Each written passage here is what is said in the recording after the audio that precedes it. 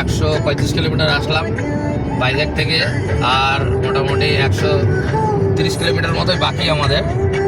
আজকের আমাদের first destination হবে হচ্ছে গোপালপুর সি বিচ। এটা আমাদের উপরি পাওনা। আমরা অ্যাকচুয়ালি জয় জগন্নাথের উদ্দেশ্যে বেরিয়েছি, তো সেখানে যাওয়ার আগে মানুষরা বললো, ফলারা বললো যে চলো গোপালপুর সি বিচ ঘুরে গেলে কেমন হয়। তো আমরা সেই উদ্দেশ্যেই যাচ্ছি।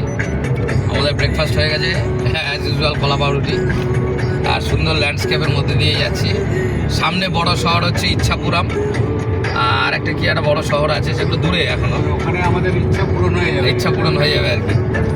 আর এখন আপাতত ফাঁকা, সুন্দর এই ল্যান্ডস্কেপটা। মোটামুটি শহরটর অনেকটাই ছেড়ে চলে এসেছি।